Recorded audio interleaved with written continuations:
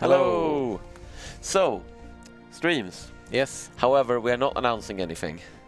I think there was some confusion about that because I think there was a tweet that made it look like we're announcing things today. We're not announcing anything today. We're announcing that we're not announcing Exactly. anything. We're here only here to announce that we're not announcing anything. Stream is over. Yeah. Bye. Goodbye. No.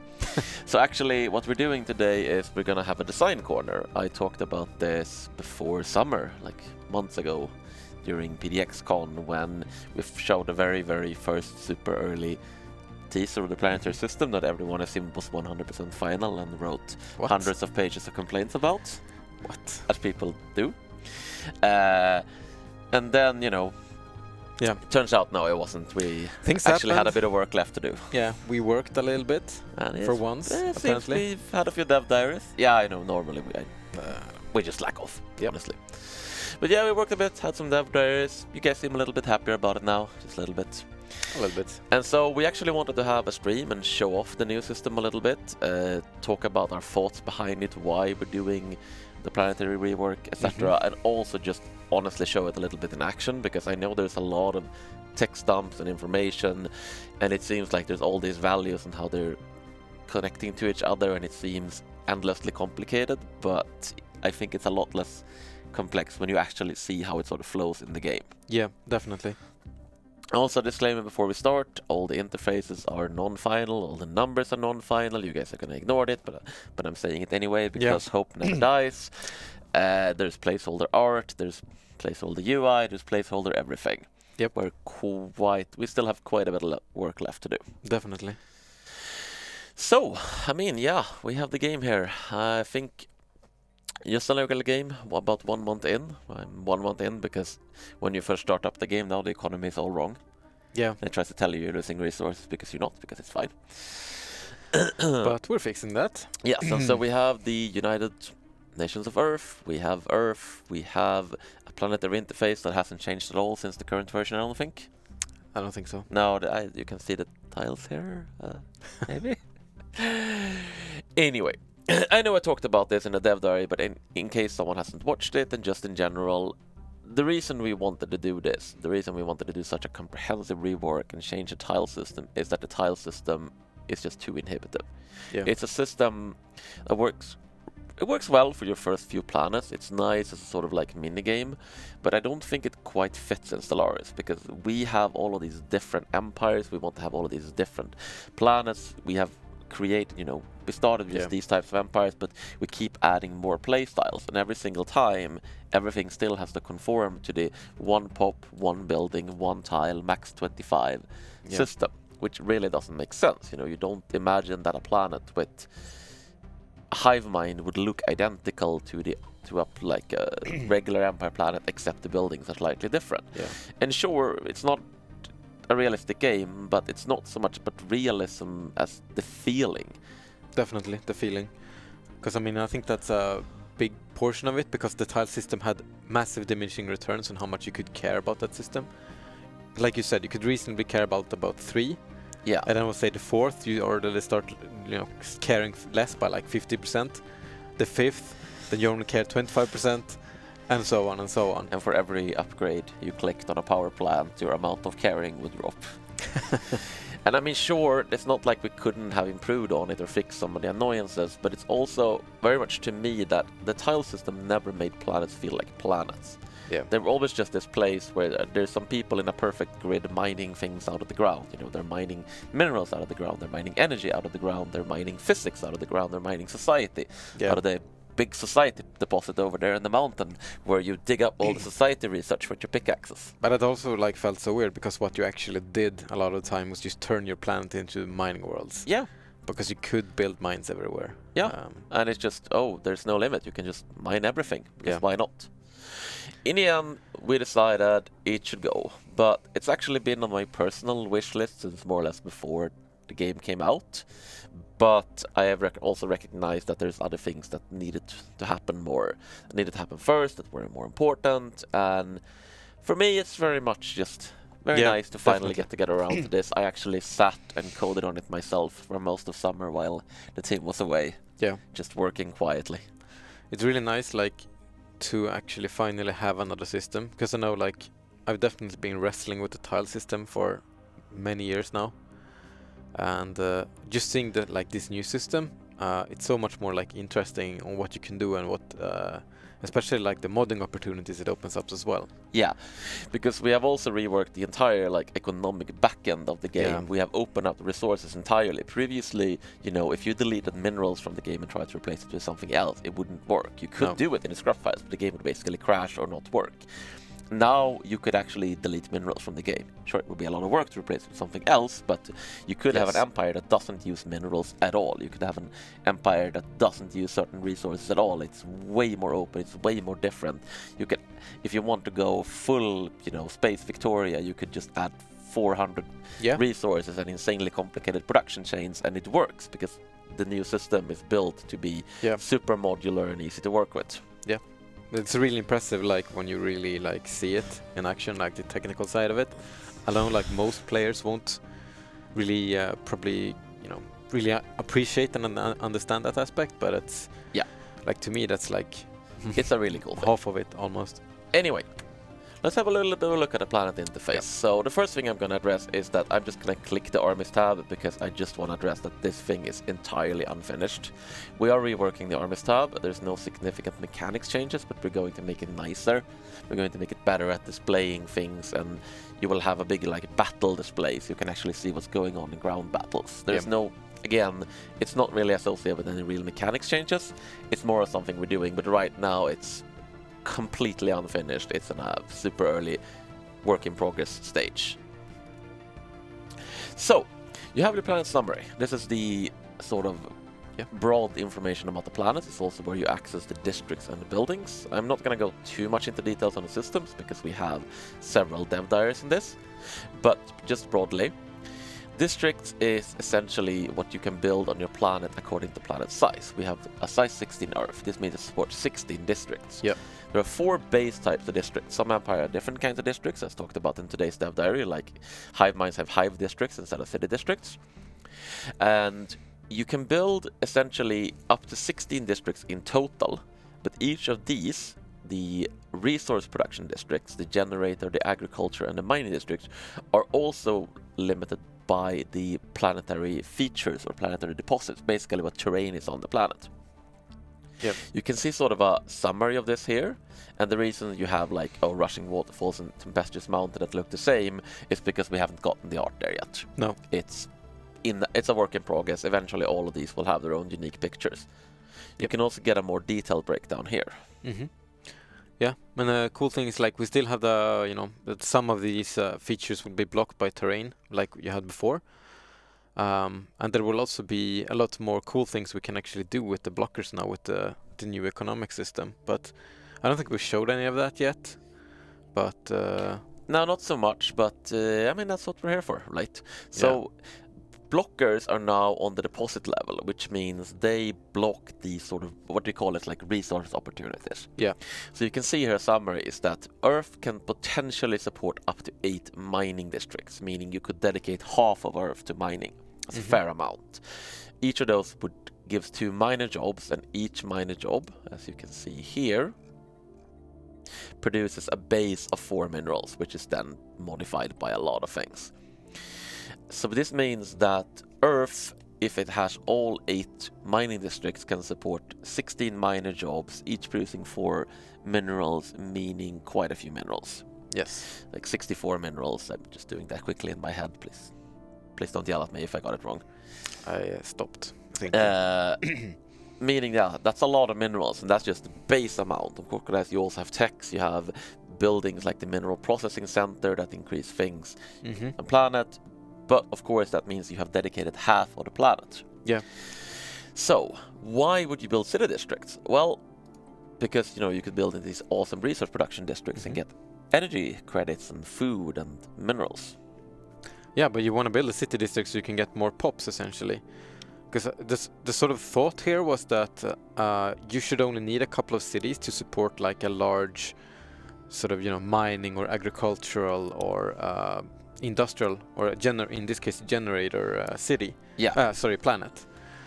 But, you know, as your planet grows, because your pops are no longer tied to the tile system. So you can have more pops than you have size of the planet. Yes. Which means that, you know, if you have a very prosperous planet, pops will keep growing and have, you know, they will have housing demands. So you will eventually need to build more city districts. And in some cases, possibly even considering, let's say you have a full mining world. Yeah. Like replacing, you know, a former mining district with a new city district, so you can supply, you know, your large population. Or in other ways, find a way to sort of control the population, because you can also just deal with some overcrowding. Yep. Because housing, which you can see here, all the districts provide housing, but these only provide a tiny amount of housing, less than the actual required. In general, one pop requires about one housing.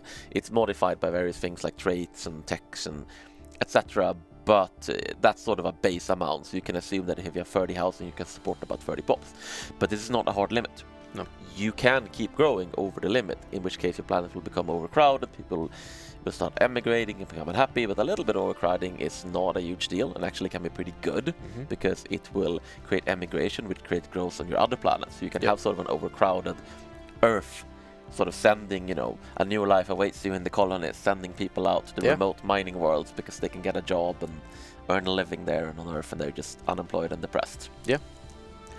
So the other reason you want to build city districts is because they provide more infrastructure.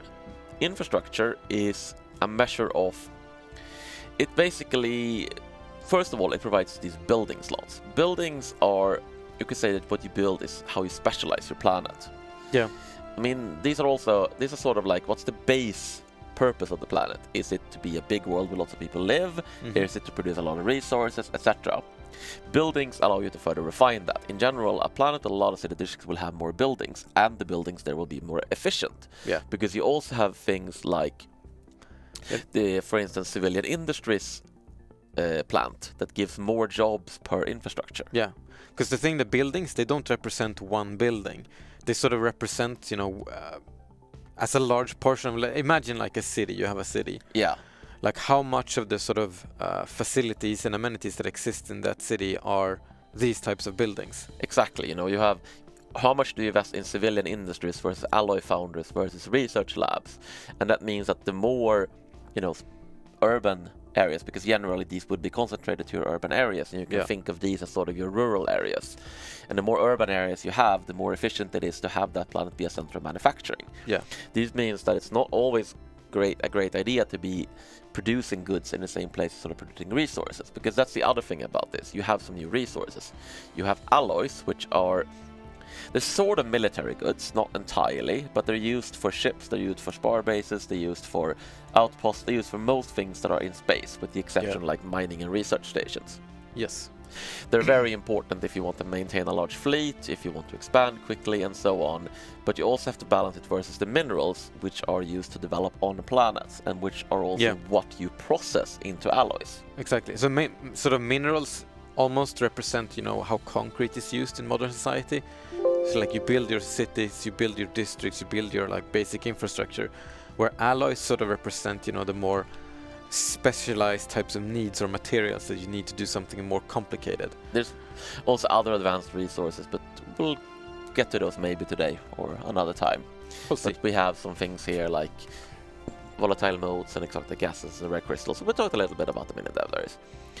So on your planets, you have all your pops, but they're actually divided into what we call strata, which is like social classes. You have your rulers, you have your specialists, you have your workers. As a general rule, workers produce base resources. They tend to work in districts or very basic buildings. Like you have your clerks, who are sort of who come from the city districts and are sort of space baristas. Yeah, space baristas. Service industry workers, essentially. Yeah, where you have the farmers, you know, work your agricultural districts, miners work the mining districts, technicians work the generator districts. And produce energy credits. Yeah. You also have trade value coming from these guys. We'll talk about that in a later dev diary, but I can say it sort of represents your civilian economy. Yeah. The more of a civilian economy you have, the more trade value you will create on your planets, and you will be able to turn that into profit. Yeah. So for example, like the most basic type of robot can do the farmer and miner jobs, but for them to be able to be space baristas, you need to have the droids. Yes, so you have because a more advanced robots. They're not smart enough yet. No. you not know, pleasant enough. It's the checkout machine at your local grocery store. It always malfunctions. Exactly, or punches you. But droids, they are service-minded, so they Yes. can actually accomplish those tasks. So specialists are kind of like, they're your educated population. They're like the people who have valuable skills, and in general they will either work with like intellectual tasks like producing Unity, producing research and so on, or they will work refining materials into other goods. So for instance, you have the metallurgists who essentially take minerals and turn them into alloys. Yep. Which is what I talked about earlier. So you will both need your minerals for certain things, and you will also need to feed them into alloy creation to be able to do other things. So you need to set up your economy for the different things you have available. Yep. Fortunately, if you're bad at it, there's also this, the market. We're going to go into, I'm not going to talk too much about this because we're going to go into detail on it in the next dev diary, but the gist of it is that there will always be a way to sort of purchase resources you don't have. It just may get prohibitively expensive depending on whether anyone's actually selling those resources. Exactly. Yeah, it's actually going to be really exciting to see how that works. Works out, because obviously still a work in progress. But I mean, the general thought is sort of a little bit like the Age of Empires 2 market. Yeah. And yeah.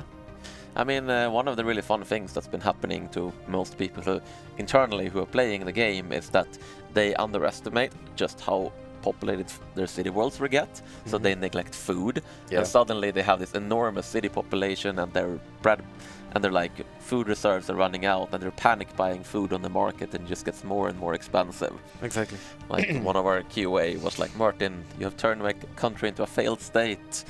I'm having to export all my resources just to buy food. Yep. And that's sort of where we want to get to this, because like obviously replacing the tile system, which is sort of a more a little bit more board gamey or 4X type of mechanic, with this mechanic, which is a little bit more simulation style. Yeah. Which is, I guess, like is actually a little bit more like the types of games we do. Yes, but there's also a lot more potential fail points in it. Yeah. Where you, oh my god, you have set up way too many alloy jobs, and now all your minerals are going into alloys. Yeah. And the thing is, we want the market to always be sort of a way to bail you out. Yeah. It's not going to be. Sometimes you're going to want to build an empire that actually relies on the market. You get your market fee down, and maybe you have an empire that basically produces like no raw resources, or almost no raw resources, and imports it all, but is great at turning into finished goods and then sell that goods. Yeah, that's entirely viable. But even if that's not your plan, you will always be able to solve whatever problem you have in the short term on the market. But if you're not planning for it, you probably don't want to rely on it in the long term. So there's a lot of different buildings also as well, and I do a lot of different things. So and a bunch of them can be built multiple times. Yes. So for example, if you build 2 research labs, that represents that you sort of have twice as many labs as the other city would have. Yes, some can only be built once, like the Autochthon Monument. We're not sure we're going to keep that particular name because it's still like one building, but we'll see. But we're also going to be clear about the difference between if you see when they're limited or not. But the gist is that you can select planet limit 1 versus you can cover the entire planet as civilian industries if you like. So I'm actually going to do something here. Oh wait, no, I should own another planet. Also just survey. Nope. Not used to this keyboard anymore. Been too long since I streamed. I'm not cheating at all, by the way. Not even slightly. Ooh. So I just wanted to take a look at like another planet, and you can see the close candidate, Alpha Centauri, and you can see that this would be a great agri world.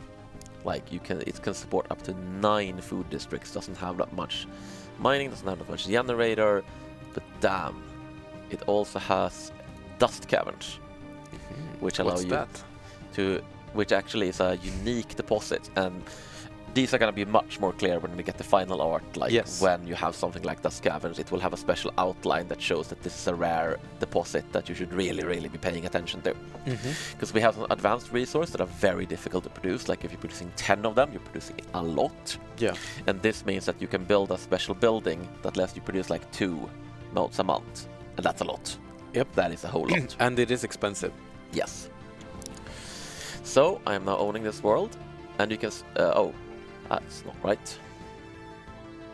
Close enough. Yeah, no, so I actually wanted to show off that we have a fun little mechanic where you will get like an assigned type for the planet depending on what you build on it, but it appears like everything just became a habitat, so... Yeah. But people will recognize it from how it worked on star bases. Yes. Depending on how specialized they are, they will get a different This was name. supposed to be an agri-world, but when I built things, but no, it just became a habitat.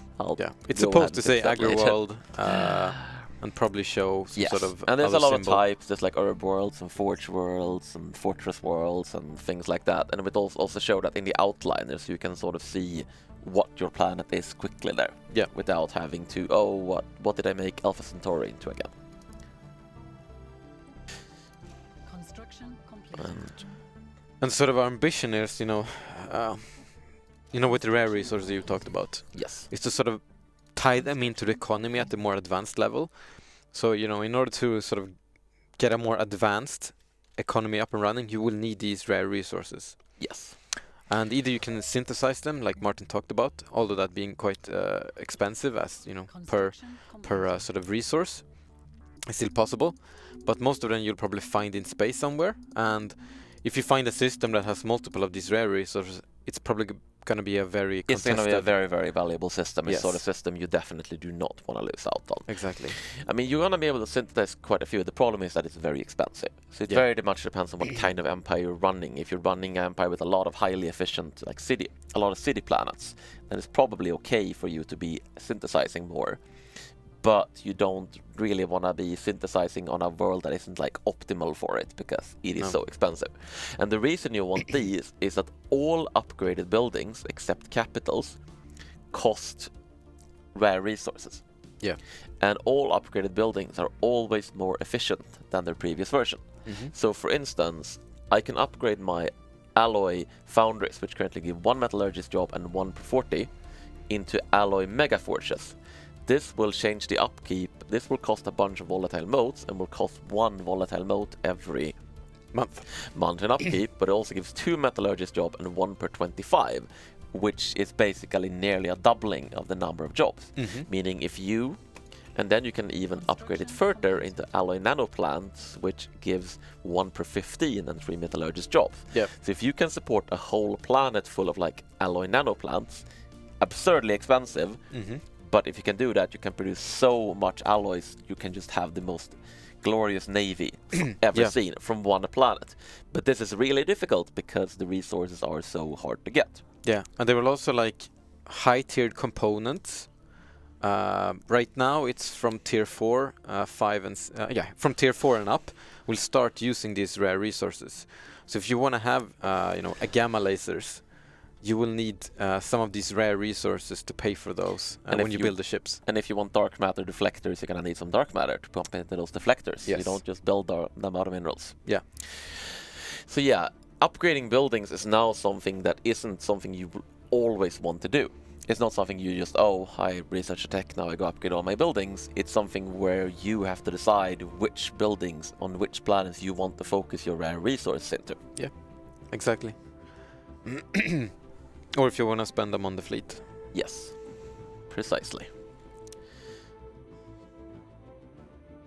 I'm gonna see if people are asking something. Yes, let's see if we can... I do have this chat up here as well. Oh, you have it there. Yeah, it's maybe more so easy we to can read take over some there, questions. actually. Alright, so the first question, how does the one planet strategy... I'm probably gonna make some people sad now, but I don't think the one planet strategy is gonna work particularly well in this game, in this build. I mean, no, but it's never really worked super well. Because I mean, we're gonna see what we can do, because it might work with the with that specialization. But I mean, obviously, that's sort of a balance question. Yeah, and we're not quite there yet to answer it. It's a different, but I just sort of, because just imagining with numbers in my head, it seems difficult. Yes, because you will need other planets to support your you wouldn't be able to support a lot of pops unless you urbanize your planet, and you would want other planets to support. And because we're changing the technology penalty to based on the number of districts rather than the number of planets. Yeah, planets. It's not the most efficient thing in the world to have a single massive planet anymore, which might mean we need to buff the what's it called? The Gaia World Civic. The life seeded. Yeah. Yes, life seed one or something. But that's the sort of thing where there's going to be a lot of balance kinks to work out. It's way too early to talk about specific balance things right now. Yeah. Definitely. Yes. I mean, because if we make it work, it might be possible to do it by using the market. Yeah. But it's sort of hard. I'm sure it will be possible to play, and maybe someone will find a way to make it really efficient. Yeah. Just immediately from thinking about it in my head, I don't think it's going to be a great strategy. No. I mean, it's never going to really be. So, yeah, there's a ton of questions now. Someone asked if there's still a tech penalty for systems. And unit penalty. At the moment, yes. We'll see if that stays. Basically, the way it's going to work, this is not in yet, is that your districts and probably your systems contribute to a value called your empire size. We'll call it something else, but you will have a value in the top bar. Because we don't have the limited core systems anymore, but you will have a top bar where it basically shows your sort of empire size. Yeah. And that empire size will be your penalty to things like technology and unity, and it will also affect how much campaigns cost and other things. So you will actually be able to see how sort of bloated your empire is. Yes. And there's a lot of cool things we can do with that when you have sort of a better value to work with. Because one of the mechanics that I sort of missed the most from EU3 is actually sort of the stability cost mechanic. I'm not saying it was perhaps the best implemented, but in terms of sort of the effects it has on the game, I thought it was really excellent. And I think we're probably want to try to do something similar, in terms of how it affects the game with consolidating a lot of things into that empire size mechanic. Yeah, if it might not be the one planet game, but it might be that you just occupy a small region of space, and this makes you hyper efficient in another way. Yeah. So we'll see exactly how it works out. All right. We have some questions yes, there. We have more questions. You can take the notepad. Will you rework the sector system as well? Short answer, yes. Long answer, later dev diary. Is there a person that owns the marketplace and can charge a user's fee? So we're going to cover the marketplace in detail next to dev diary. It's one thing I will say right away, it's not a closed system. No. I'm thinking about whether we should make it a closed system for certain resources like dark matter, so you can't buy them from the start. Yes. Or otherwise at least gate them. Someone has to be exporting them, but you will always be able to buy what you need from the market. This is because the market doesn't just simulate empires trading, it also simulates the eternal economies of your empire. And enclaves and stuff like that. Yeah, at the start of the game, you will basically just be trading with yourself. You're sort of trading with corporations and private actors and it's not going to be very efficient. At a certain point in the game, the galactic market will be founded, and there will be a market founder who will get some advantages in the market, but you won't be able to sort of close other people out entirely. What you will be able to do is, let's say this empire is reliant on food exports, and so you start buying up all the food. Yeah. That doesn't mean they're going to run out of food, but it does mean the food prices are going to spike enormously, and their economy is going to be really struggling. Yeah. Because, they can still buy food, but it might be 5 times more expensive than it was previously, in which case they're going to have to start selling things. I mean, that's precisely the thing that happened to the QA I was talking about. He kept buying so much food, the prices kept going up, and eventually he just had to sell all his stuff to afford food. Yeah. While he was sort of retooling his planets to produce more food. Yep. So, I mean, you will be able to wage sort of economic warfare, which will be cool to see sort of how that pans out. I think we can get the notepad questions down there. The robots need the same housing space like other species. By default, no. Tell you what, I can just start as the lock-in mechanist and show off some robots. So the way robots work is that by default, when they are either non-sapient or sort of enslaved, robots have a special strata called robotic servant. Oh, that's bugged. And they have they have no happiness, and they use a lot as housing. So And for a robot, housing doesn't literally, for this kind of robot where it's not sapient, housing doesn't literally represent, you know, the robot doesn't get an apartment to live in. It rather represents that you have to dedicate a certain amount of your cities to supporting, you know, charging stations, storehouses, etc., etc., etc. Yeah. Charging stations. Oh, yeah, maybe you yes, said I it. am huge in covering the game. Yeah, Blondie? but I think I'm too big. shrink ray activate. Hey, there we go. Much better. Yeah. I think you can tooltip the housing needs to answer the question. Oh, yes, let me go. Yes, exactly. So I will tooltip the housing needs here. So as you can see, these guys use 0.5 housing, and these guys use 1 housing. And these rulers, who are the bosses, I didn't think we talked about them earlier, but rulers are basically, they are the dudes in charge. Yes. They are typically pretty powerful jobs. They have a lot of this thing we call political power, which means that they count more when you're sort of calculating the stability of the planet. And they need more stuff. They want more luxury goods, they want more housing, they want more everything. Because they're rulers. Yeah, the more affluent you are, you usually want, you know, bigger apartment, bigger house and stuff like that. So it's pretty natural that they similarly, have high demands. Specialists use more luxury goods than workers, and as such, if you want that economy with a lot of like cities, with a lot of like urban planets, a lot of production, a lot of research, you're also going to learn a lot more luxury goods than if you're running an empire that mostly focuses on like pulling wealth out of the ground. Yes. Right. Okay, will the adaptability... Oh yes, if you give your robots sapience and you give them citizen rights, then they will want housing and luxuries. Yes. Which means that it's actually a massive thing now to sort of liberate your robots. It's not just clicking a button and going, okay, now they're liberated. Your economy will be struggling unless you are prepared for it, because suddenly your entire robot population will want luxury goods, they will want housing, they will want to be treated as other citizens, which, you know, you might, if you have built up your entire economy around exploiting robots, you may not necessarily want to give them rights. Exactly. Because that might just ruin you. Oh yeah, all this is screwed up because of what I talked about, where we haven't ticked a single month. It's just a bug in the internal build. Yeah. I'm losing a little bit of food though. If you tick a month, the resources will update. Also because, you know, we haven't finalized the numbers, not every type of empire is currently balanced at start, etc., etc. Don't worry about that part. It's very work in progress. Yeah. Right.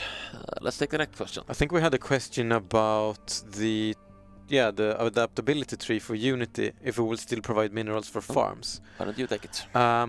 We're actually reworking a lot of traditions right now, because one of the things we're doing is we're actually like sort of refocusing them, taking a step back and really trying to focus the themes of each tradition tree.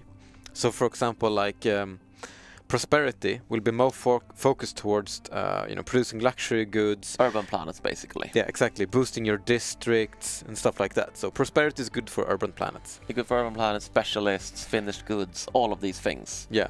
Whereas the domination tree, the domination tree will be more focused towards sort of exploitation, increasing how effective your workers are, reducing crime, increasing stability. Because I'm not sure, like, we really talked about like how the dynamic between sort of, happiness, amenities versus stability. There's a lot. We didn't talk about it now. There's a lot of info in the dev diaries, but go over it briefly. Yeah.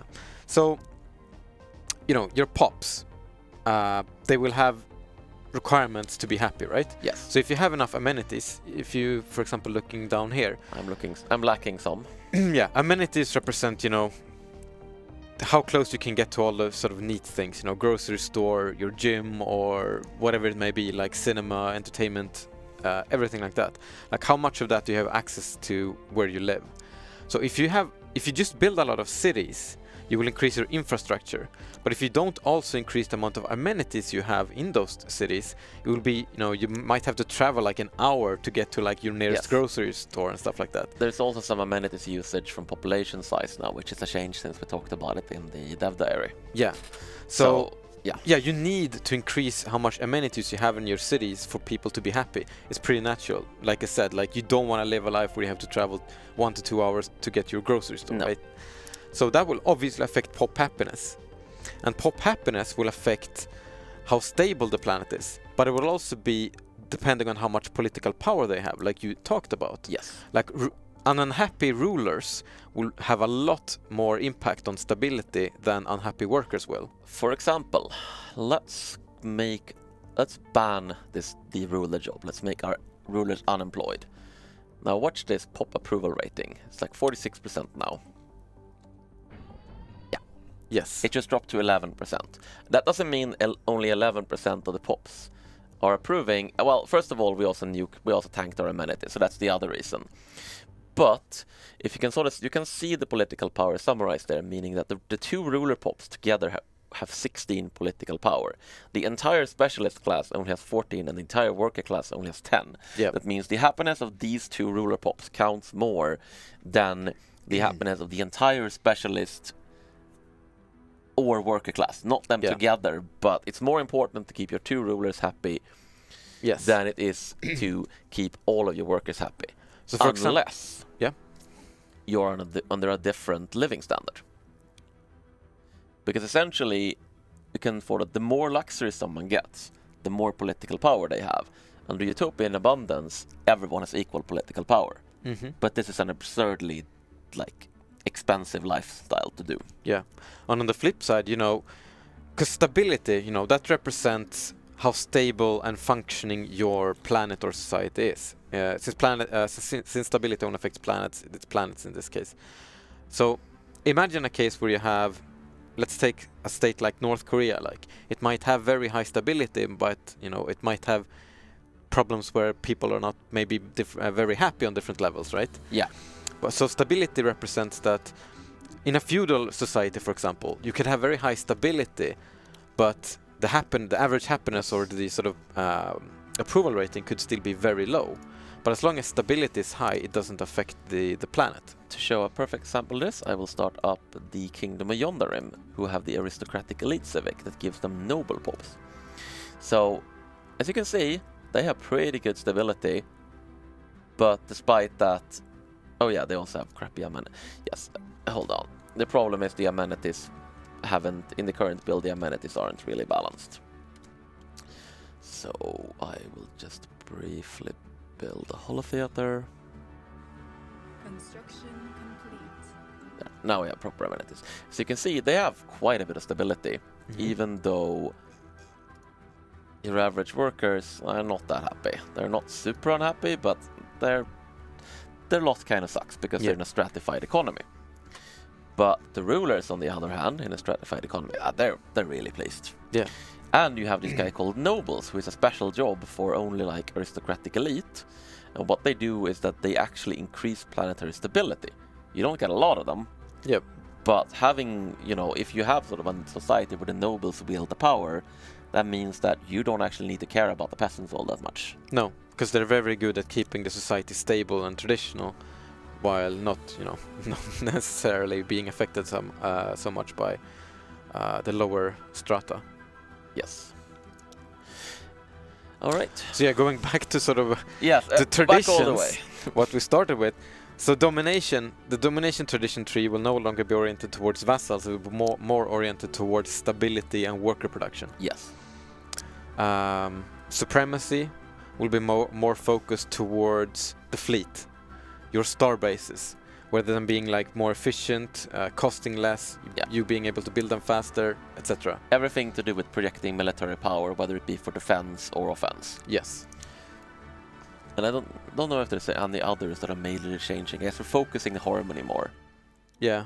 There were some questions about, the most swapped ones, like adaptability, for example. Yeah. Like I say, right now, adaptability will not work like I think they asked, where it will increase mineral outputs with farms. That won't happen. There will be something else. Yes. Yeah. A lot of things like that are changing, but adaptability will still be a grade 3. Don't worry. Yes. I think wasn't the finisher +1 base building slot per planet, as we had planned it right now. It might not be that, but I think so. It's something along those lines, which is pretty damn nice. Yeah. Let's just keep going with the questions. The next question is, speaking of Gaia worlds, do they work differently in this system? I don't think they work too differently. They're still 100% habitability. They still have a bonus, and oh well, there we have one. That's lucky.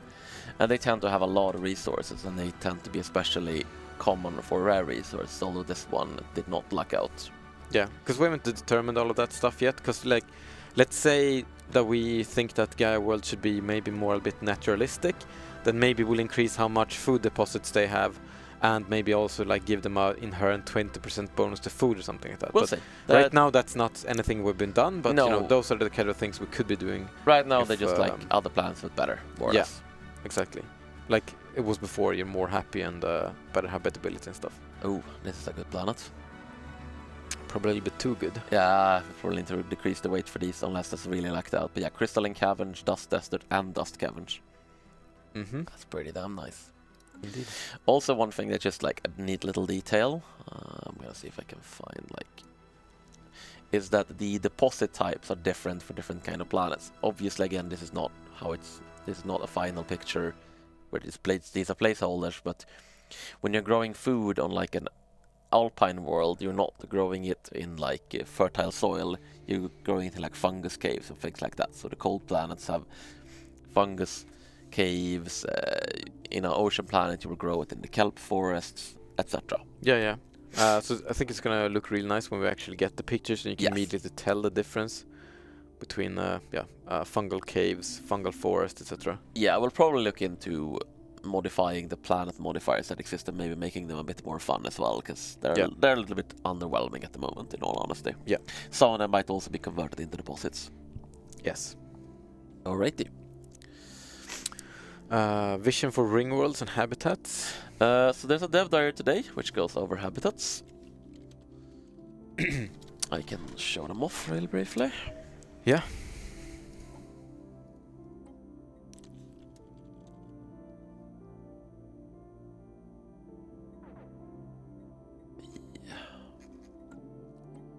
Voidborn. There we go. Voidborn, please. Maximize my resources. So, the way habitats are gonna work. Oh yeah. Alright, good. I was already had instant build on. So habitats are now, as you can see, quite small. This caused people, without reading the rest of the library, to immediately go, massive nerf to habitat. Habitats are terrible now. However, habitats are actually totally different. This is all super placeholder, by the way. Like, it will not look like this. Yeah. So what they have is that they have their own entirely unique districts, which is like you're building parts of the station rather than you're building regular planetary districts. So if you want, you know, more living space on the habitat, you're gonna have to build a habitation district, which adds infrastructure and housing. And all of these actually add the same amount of infrastructure, which means that the habitat will always support a certain amount of buildings. But they very much determine how you want to specialize the habitat. So you're probably going to want at least one habitation district to fit some pops. And then maybe you want a leisure district, which adds like entertainer and culture worker jobs. And now it will be producing amenities and unity. You'll have a bunch of like space, modern artists making beautiful works of art on the station and making everyone happy. Yeah. So like imagine you have like a 2 like habitation districts and 4 leisure districts, something like that. Sort of like a space Las Vegas or something. Yes. We just have lots of entertainers that provide unity Yeah, for maybe the you empire. want a couple of trade districts, which add a lot of merchant and clerk jobs, which provide a lot of trade value. AKA building up sort of civilian economy, turning it into a hub of trade and commerce, and just a place you can sort of tax for money. Yeah, again, sort of space Vegas, I guess. I don't know how much they tax Vegas, probably quite a bit. We'll see. Ringworld's then I guess second part of the question. Yes, so as I said in today's dev diary about the Ringworld, it's something we're still figuring out. So we're gonna have to get back to you on that one. We're not sure exactly what we want to do with Ringworlds, because like, I think it would be super cool to combine it into one big planet, but I'm also thinking that might be like a lot of work. Yeah, And it it might might be the sort of- also not work so well with the building slots and stuff like that. Yeah, that's exactly. There's a bunch of problems with that, so that's not something I'm promising, or No. it's just something I'm thinking about. Yeah. But yeah, also they can support most buildings that regular planets can, so probably they won't have like the commercial zone or something that overlaps with this, but most buildings will be supportable there. Hydroponic Farm is also a building if you want them to produce a little bit of food. I know, you can build a palace for your nobles. You have some nobles living on the habitat, because, you know, gotta have nobles. And the reason it's not really a nerf is because these districts are way better than regular districts. They are different, they give way more. The one thing the habitants are really bad at is producing raw resources. They can barely do it. Yeah. Which makes sense, because, you know, you don't exactly have any particularly abundant natural resources to mine from the station. Yeah. But they are quite good at getting a big population and producing sort of finished goods, and they're also very easy because, you know, they don't require that much work to set up. When you're building a lot of habitats, it's not going to be, oh, you have to click, click, click, click, click. It's going to be more like, well, I wanted these districts, and then you build some buildings, and then you're more or less done. Yeah. And the good thing is, like, you can queue everything here, which is something people have been wanting for a long time now. Yes, and you can even change the queue order. Yeah. So. All right. No, not demolish. Yeah, anyway, so maybe we should keep on with the next question or something. Yes. Right, next question. How are special monuments for Unity handled in 2.2? I guess they mean artist monuments? I think they mean, like, you know, the dragon trophy and stuff like that. Yes, I believe they're still buildings. Yeah. We can't really say exactly right now. We're looking into, like, how we want actually want to do it. Well, so the Atokito monument is a regular old building. It gives a bunch of culture worker jobs, which produces Unity, and you can keep upgrading it to better versions to get more culture workers, although that requires rare crystals. Yes. But the special ones are probably going to be, again, we're looking into it, probably going to be one-off buildings or X-off buildings and just give some culture worker jobs or similar. Yeah. But we'll see. We'll see. Are factions changing? Factions are changing a little bit. I'm going to cover that on another dev diary. But they're not changing in a massive way, but they are changing. Yeah. Yes. Where are the unicorns? We'll see. Lost in space. Yes. Primitives. How do they work now? So primitives have their own. Let's see if I can find one. I'm not sure they're totally done at the moment, but let's see if I can find one.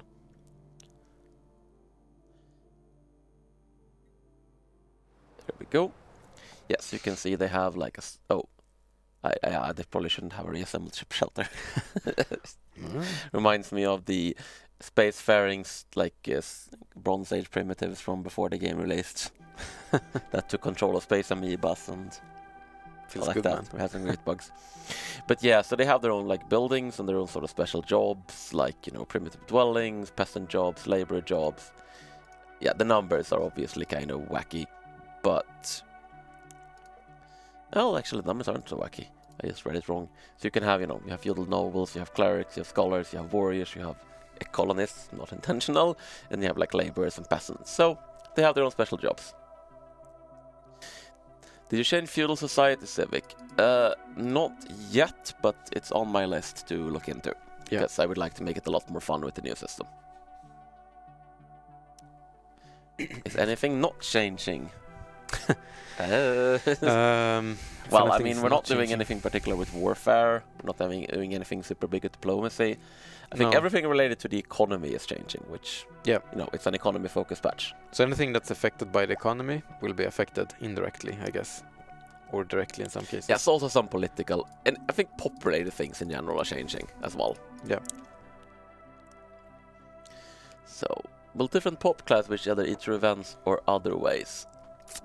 I'm gonna hold off on that one, because we have ideas for what we want to do with that and events like that, but it's a question of how much we have time for and what we want to prioritize.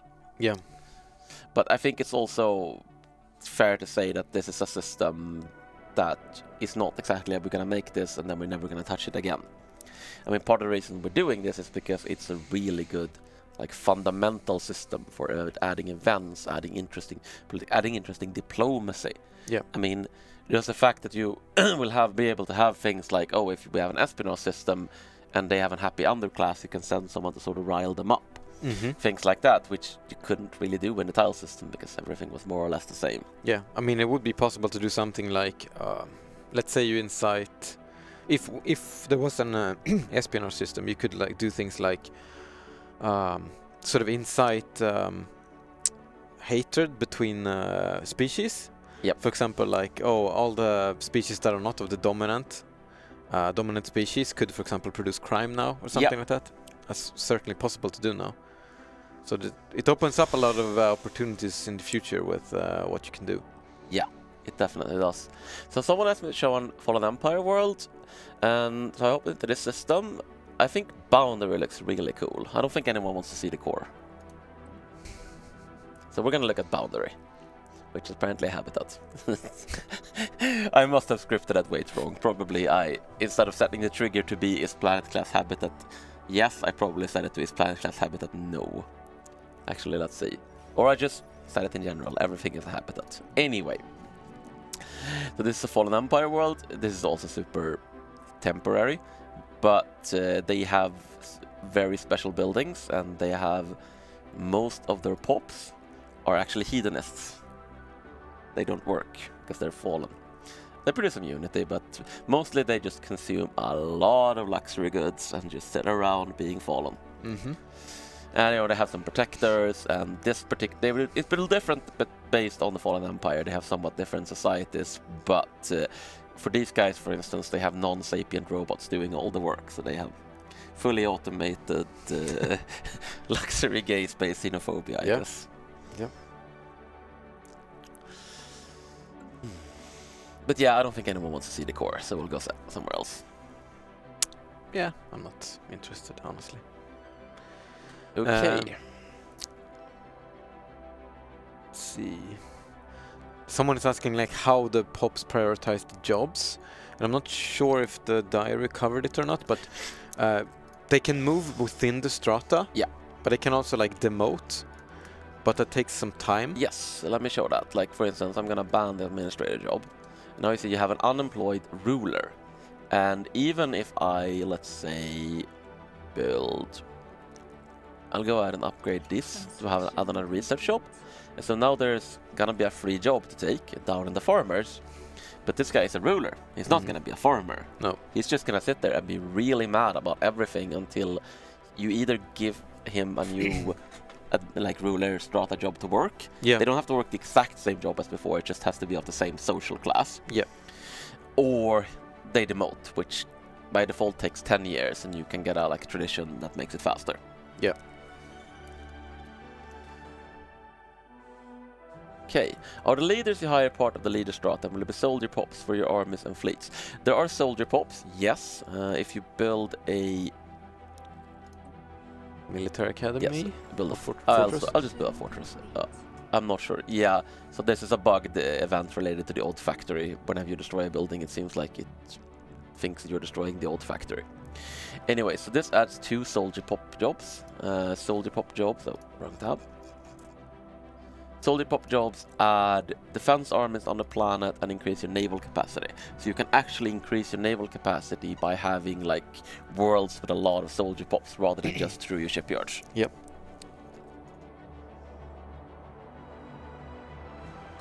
Yes. Are Titans going to be harder to build than Corvettes? Maybe. That makes Maybe sense. I'm guessing the Titan laser will probably require something. Yes. Like I don't. It's not something we have really thought about yet. So, but probably. Most likely. Yes. The refugees keep their original strata. At the moment, yes. I'm not sure we want to keep it that way, but it depends. Like it's kind of amusing. So. Yeah. We'll have to see how it But works we out. also don't want to make it really, really bad. So like taking refugees. So we'll see. Yeah. It really depends on how the gameplay works out. Okay, can we get an option to rename our Empire's jobs? Probably not.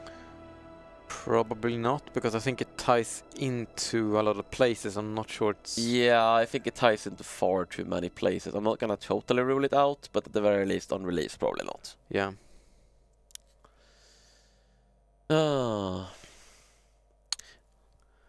There's a quite advanced question about increasing the depth in the Empire creation screen. There are no, like, we're gonna add some new civics, but we're not gonna make any massive changes to the Empire creation screen. Yeah. Are there game developer jobs, and how much are they going to be paid? I would say that we actually classify as the entertainer job. Yes, exactly. Game developers would be entertainers, making games for the Hall of Theaters. Exactly. All right. I think we'll take a few more questions and end in about 5 minutes. Okay, how are the outer districts and resources handled with masterization land clearance edicts? So, land clearance unlocks a decision to... I'm gonna go into decisions more in another dev diary, but I can just open this briefly. And right now it does the same thing as before, increase the planet size. I don't think we're gonna keep it like that, because I find it a little silly to do land clearance and new planet get bigger in the system. We're probably gonna work a different way, but haven't figured out exactly how yet. Yeah. And will soldiers reduce crime? So soldiers by default don't do anything for the planet besides defend it. Yeah. But if you declare martial law, then your soldiers can keep a planet from collapsing. I don't think they're gonna reduce crime direct. No, so much. They won't do that by default. That's the enforcers. Yes, which is more your police. Yeah. So yeah, it's sort of a yeah, and there's going to be funny things like how you can increase the efficiency of the enforcers by depending on how you construct your society. If you want to, make the judicial branch more effective by commanding a certain amount of jobs into one job. Judge, jury, executioner, for example. How heavily can we specialize a planet, for example, to produce minerals alloys? Quite heavily. Let's go ahead. I mean, how heavily can specialize to produce these? Rather depends on how much is available on the planet. But, I mean, let's go ahead and blanket this planet in city districts. Now we have 20 sister districts. And there's like one grocery store per city. It's fine. Everything is fine. Oh, no, I don't want to upgrade you. I want to demolish you. So, yeah, I should probably put some amenities so that they don't tank production. Build a gene clinic. Oh, that can be upgraded. Forget it, I'll build Hall of Theaters, upgrade that into Hyper Entertainment Forum. Hall of Theater, upgrade that into Hyper Entertainment Forum. Okay, so I have room for 77 pops. Let's grow 50 more. And okay, now let's go ahead and build some alloy foundries. We also you need one more entertainment district for the amenities. Yes, I'll go ahead and get one more. I mean, you can run a little bit of an amenities deficit. It's not the end of the world. But we need to be realistic here. The future is you go home and hook into your Third Life application. Now everyone has can go to the Hyper Entertainment forums. There's other ways to raise amenities, but I'm doing it the simple way here. So, oh yeah, I need to upgrade the planetary capital. So let's see. Now I have 8 alloy nano plants. Let's see. This, by the way, is not gonna look like this. There is art task for things like collapsing pops and things like that. But so we presently have I have a hard time telling how many people are working there right now. We have 66 metallurgists. Let's grow another 24. Let's go another like 25 pops. There. Now we have 90 metallurgists working on this planet. And by the way, note that this does not collapse the game. The game can support some pretty ludicrous amounts of pops on planets now. These are turning 540 minerals into 234 alloys. This is a Forge World. Yes, a happy one. You just go there, you melt down some minerals into alloys, and then you go home and hook yourself up to the virtual reality, where you have your nice beach house and your nice weekly competitions that you can enter. And maybe, if you're lucky, you can advance beyond being an alloy worker. If you win the weekly entertainment challenge, to become like an entertainer / YouTuber / influencer yourself. Yes, of this course. Is, by the way, an excellent. It's the only way out of the founders. Yeah, you have to become you have to work in the founders or become an influencer. Yep. I also just wanted to show this because I currently have 1,000 pops on this planet, and population screen is a little slow, but only a little bit. Game's running fine. if anyone was worried about performance with more pops. I don't think anyone was particularly happy. But yeah, it's a massive boon of reworking the tile system is that one of the things that actually consumed the most amount of CPU power was like the AI determining where it needs to move its pops, right? Also the entire old economy system, which is not coded in a way that was efficient at all. Also, we have a little. Oh yeah, there's nowhere for them to emigrate to. But tell you what, let's go ahead and get another planet here. All right, might have to actually do this.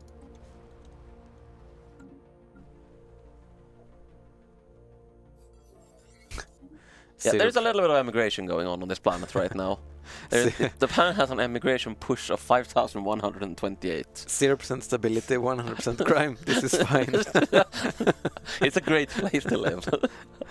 I mean, right, it's coming from the amount of pops, yeah. Yes, pop power rate 3%.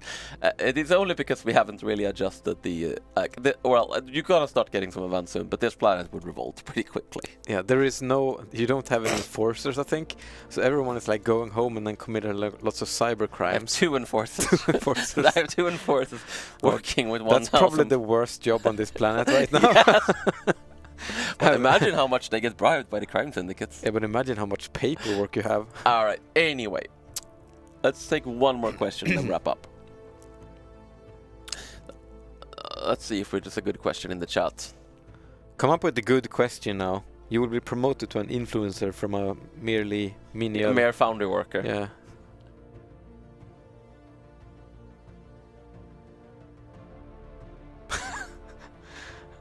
Are they the Robocops?